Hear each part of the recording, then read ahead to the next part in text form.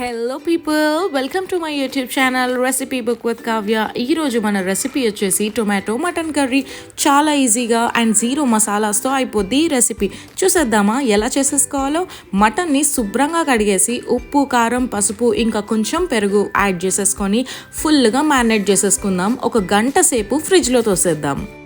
So ఈ recipe వచ్చేసి మా అమ్మమ్మ కాలం నుండి వస్తున్న రెసిపీ. సమ్మర్ సీజన్ వస్తే ఇలానే వండుకుంటాం అనమాట. సో మసాలా లేకుండా పొట్టకి హాయిగా ఉంటుంది. సో దోసకాయ మటన్, ములక్కాయ మటన్, అలాగే టొమాటో మటన్. సో నేనైతే ఇక్కడ 5 టొమాటోస్ తీసుకున్నా, 2 చిన్న ఆనియన్స్ తీసుకున్నా, పెద్దదైతే ఒకటి సరిపోద్ది, అండ్ 2 చిల్లీస్ అనమాట. సో ఆయిల్ వేడెక్కగానే చిల్లీస్ ఇంకా ఆనియన్స్ వేసేసి బ్రౌన్ కలర్ వచ్చేలాగా సిమ్లో పెట్టుకొని వేపేసుకోండి. యాక్చువల్గా అయితే మామిడికాయ మటన్ చూపిద్దాం అనుకున్నా, కానీ మామిడికాయ చూసేటప్పటికి తీయగా అయిపోయింది. ఇంకా మరి కూర పాడైపోద్ది కదా, అందుకని చెప్పి టొమాటో మటన్కి షిఫ్ట్ అయిపోయా. ఆనియన్స్ వేగిపోయినాక జింజర్ గార్లిక్ పేస్ట్ వేసేసుకొని స్మెల్ పోయే వరకు మంచిగా వేపేసుకోండి. సో బాగా ఫ్రై అయిన తర్వాత మనం మ్యారినేటెడ్ మటన్ వేసేసుకొని మటన్లో ఉన్న వాటర్ ఇంకిపోయిన తర్వాత టొమాటోస్ యాడ్ చేసుకోండి. నేను మధ్యలో క్లిప్ తీయడం మర్చిపోయా, సో మీరైతే అలా చేసుకోండి. ఒకసారి బాగా కలిపేసి 2 నిమిషాలు మగ్గిచ్చేద్దాం.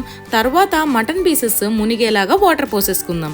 ఉప్పు కారం చెక్ చేసుకోండి, సరిపోకపోతే అప్పుడే వేసేసుకోండి. నేను పైన పుదీనా వేసాను ఫ్లేవర్ కోసం.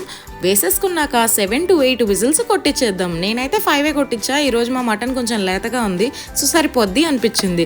సో ఒక్కసారి మన ప్రెషర్ అయిపోయినాక మటన్ పీస్ అనేది ఇట్లా హాఫ్ అయిపోవాలన్నమాట. సో అంత సాఫ్ట్గా ఉంటే మనకి తెలుస్తుంది అది అయిపోయింది అని. ఒకవేళ లేదు అంటే ఇంకో 2-3 విజిల్స్ కొట్టించండి, తప్పే లేదు. సో ఇప్పుడు కొత్తిమీర, పుదీనాతో గార్నిష్ చేసుకొని మన సర్వింగ్ బౌల్లోకి తీసేసుకుందాం.